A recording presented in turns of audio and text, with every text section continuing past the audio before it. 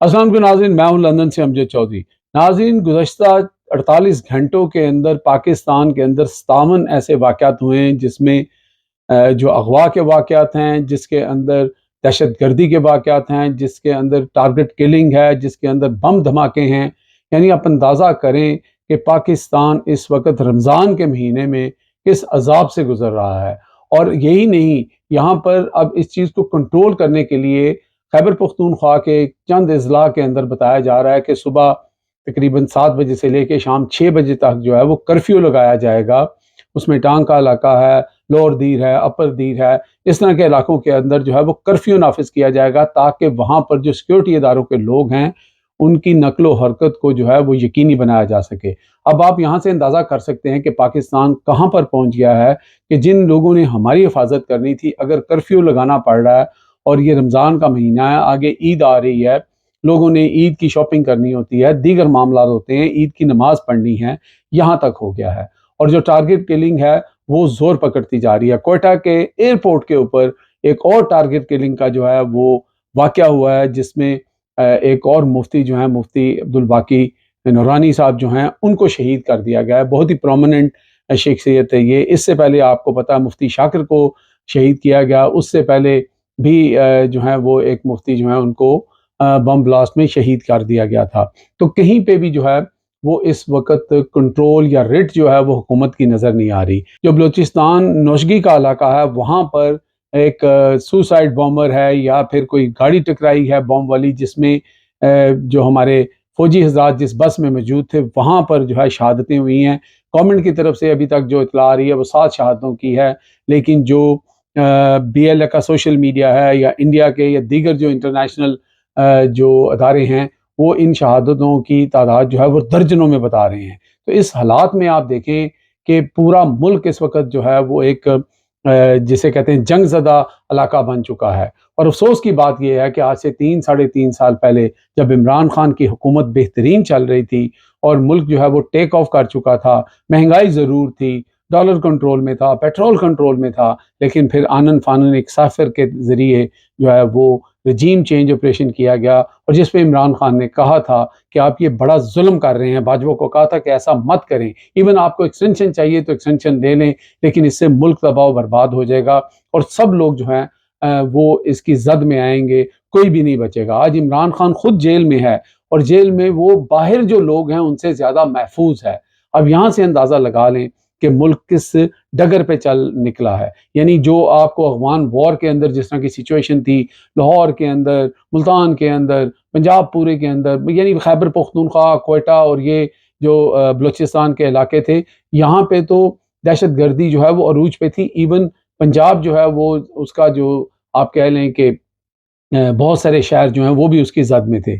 वही सूरत हाल यहाँ पे पैदा हो गई है। हाफिज सईद साहब के ऊपर भी कातलाना हमले की इतला थी कल परसों। तो ये सारी सूरत हाल क्यों कर हुई है और इसका जिम्मेदार कौन है?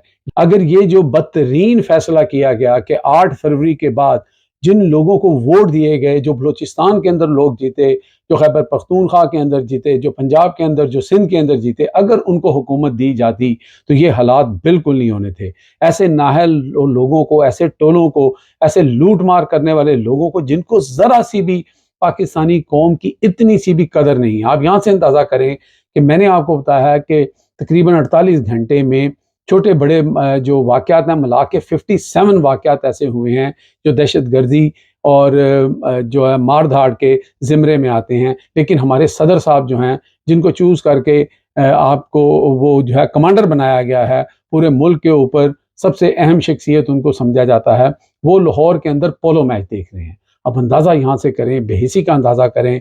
फिर वहाँ पर उनकी पीपल्स पार्टी और नून लीग की मीटिंग हो रही है, वहाँ पे बंदर बांट हो रही है। लोगों की जो जानें हैं वो उनको गाजर मूली की तरह जो है लोग जो हैं वो उनको शहीद कर रहे हैं, मार रहे हैं।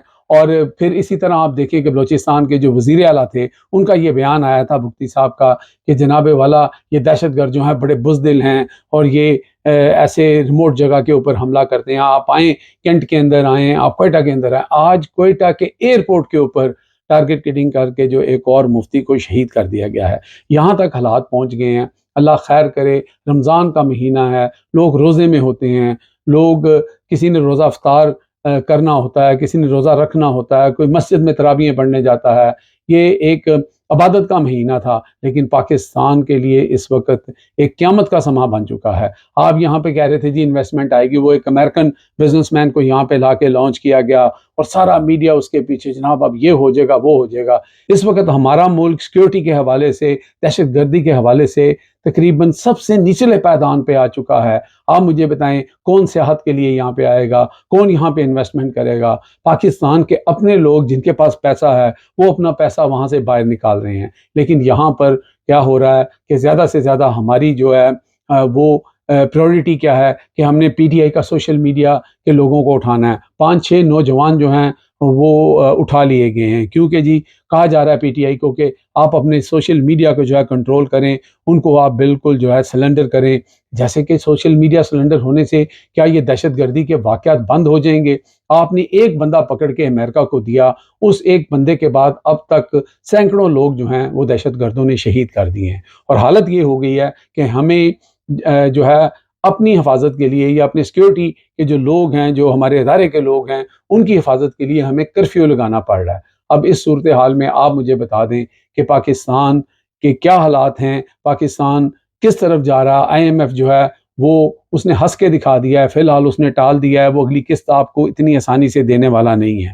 کھانے کے لیے اس وقت لوگوں کے پاس زہر کھانے کے لیے بھی جو ہیں وہ لوگوں کے جو 70% پاکستان کی عوام ہے ان کے پاس پیسے نہیں ہیں، لیکن دوسری طرف اگر ان کے پاس کھانے کے لیے پیسے نہیں ہیں، وہ ایک وقت کا کھانا کھا لیں یا وہ روزہ رکھ لیں، وہ سارا کچھ کر سکتے ہیں، لیکن اس کے اوپر اگر ان کی جان بھی محفوظ نہیں ہے، وہ باہر نکلتے ہیں تو ان کو یہ نہیں پتا کہ انہوں نے شام کو گھر پہ آنا ہے کہ نہیں آنا۔ جب یہ صورتحال ہو گئی ہے، لیکن ہمارا ایک ہی ٹارگٹ ہے کہ پی ٹی آئی کو ہم نے، یا پی ٹی آئی کی بات کرنے والے یا سوشل میڈیا والوں کو ہم نے صرف جو ہے نا وہ عبرت کا نشان بنانا ہے، ان کو ہم نے کنٹرول کرنا ہے۔ جیسے اس کے بعد جو ہے یہ ملک جو ہے وہ یہاں پر دودھ اور شہد کی نہریں بہنا شروع ہو جائیں گی۔ ایسا بالکل ممکن نہیں ہے۔ عمران خان کو بند کر کے اور عمران خان کو حکومت سے ہٹا کے 3 سال 3.5 سال میں عوام بھی اب یہ جان گئی ہے کہ جو ظلم اور بربریت ہوئی ہے اس کے پیچھے سب سے بڑا جو فیکٹ تھا وہ یہی تھا کہ ایک چلتی پھرتی حکومت کو ہٹایا گیا۔ اور اب اس وقت سوشل میڈیا کے اوپر جو ہے ٹرینڈ چل رہا ہے کہ اگر پاکستان کو بچانا ہے تو پھر عمران خان کو لانا پڑے گا، کیونکہ عمران خان کے بغیر کوئی بھی اب ان سب کو جو ہے وہ اکٹھا نہیں کر سکتا۔ ایون بلوچستان کے جو لوگ ہیں وہ بھی یہ چیز مانتے ہیں۔ خیبر پختونخوا میں آگئی خان صاحب کا بہت زیادہ جو ہے انفلوئنس ہے۔ پنجاب کے اندر بھی عمران خان نے آلموسٹ کلین سویپ کیا تھا، سندھ کے اندر بھی عمران خان کافی زیادہ سیٹیں جیت چکے تھے۔ تو پھر اگر آپ یہ جو ظلم آپ نے کیا ہے اس کو ریورس نہیں کریں گے تو پاکستان کا کوئی ایسا مستقبل نظر نہیں آ رہا۔ آنے والے دنوں کے اندر پاکستان دن بدن جو ہے وہ جو ہمارا ایک تھا نا نازک موڑ، اس نازک موڑ سے اب ہم کھائی کے اندر گر چکے ہیں، آدھے باہر ہیں آدھے اندر ہیں۔ اب دیکھتے ہیں کہ آگے کیا ہوتا ہے۔ ہوش کے ناخن کوئی لیتا ہے کہ نہیں لیتا ہے۔ بہت ہی افسوسناک ہے، بڑے دکھ کے ساتھ یہ ویڈیو میں بنا رہا ہوں۔ اور ہم یہاں پہ اوورسیز پاکستان کے باہر محفوظ بھی ہیں، سارا کچھ ہے، اپنے روزے بھی صحیح طریقے سے رکھ رہے ہیں، عبادات بھی کر رہے ہیں، اپنا رزق بھی کما رہے ہیں، لیکن ہمارے ہم وطن جو ہیں اس وقت بہت بڑی مصیبت سے گزر رہے ہیں۔ ہم سب کو ان کے لیے دعا بھی کرنی چاہیے، اور جو اس ملک کو چلا رہے ہیں ان کے لیے بھی دعا کرنی چاہیے کہ اللہ تعالیٰ ان کو ہوش کے ناخن دے اور وہ صحیح ڈگر پہ آ جائیں اور جس کا حق ہے اس کو دیں تاکہ یہ ملک بچ سکے۔ اب تک کے لیے اتنے ہی۔ دیکھتے رہیں میرا channel hit list by Amjad Chaudhry.